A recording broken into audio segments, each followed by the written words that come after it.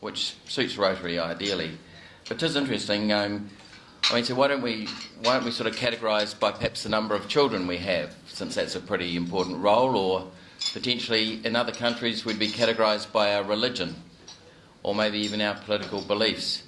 And I think it's sort of just our shyness and our reticence that we go back to our vocational basis. So I thought, well, I won't stir anyone up too much by trying to split everyone by religion or by the number of progeny, and so we'll just go to some macro side of employment.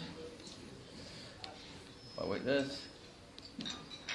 So the usual, have learnt something, and that is that usually there's a little competition here. So what is the answer to the number of people employed in New Zealand? No. I'm paying for the reason. You're paying for that. We'll get to your ones yet, Chris. No, the answer is actually 2.3. 2.3 million people, so quite a few, a little over half. How many part-time workers have we got? Anyone got an idea? No, 520. Yeah.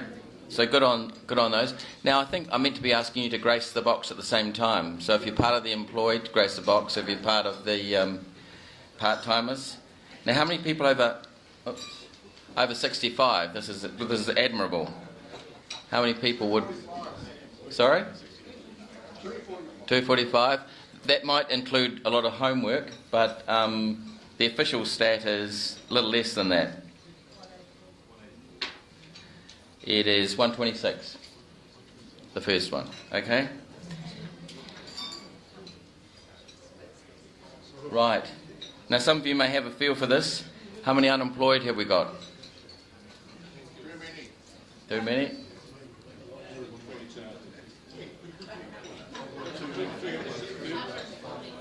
Yep, it's 140, Kerry, thanks. So that's a whole lot. That's sort of the whole Hutt Valley, you could say. Now I know somebody out there's got a job. Yeah, there's some contras going on. But perhaps more surprisingly is that's the official, but there's another number called jobless.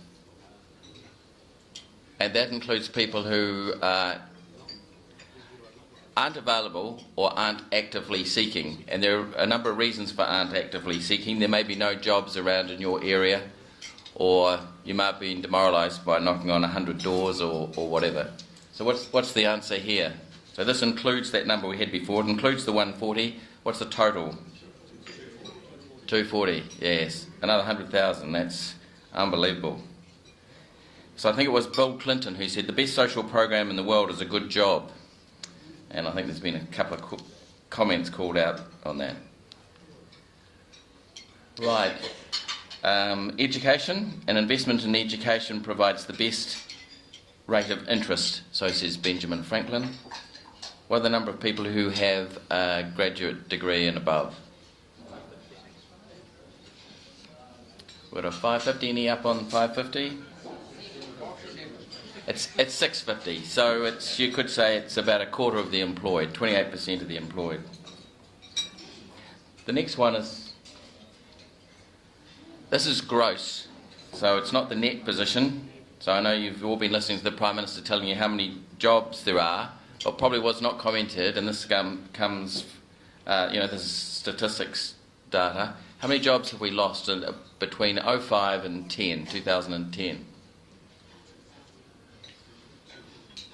Yep, the answer, I heard a couple of whispered 250, people know about that. There's 250 jobs that we lost. We actually created 300, so there's a net gain of 50. It is quite interesting, 250 jobs. And it's 250,000, and Gartner, the computer reviewers and forecasters say that by 2025 we will lose another 33% of existing jobs. They don't actually predict how many will be on the other side, but 33%, that's a third of the workforce, will have to somehow be rescheduled. Now I think as I've walked through here, I don't know if enough people have graced the box, have they? Have I got some specific... You could do with more money? Has there been a clink or... I think we'll have one big fine. Is there anyone in the room who's ever had their value to the organisation underestimated and under-remunerated?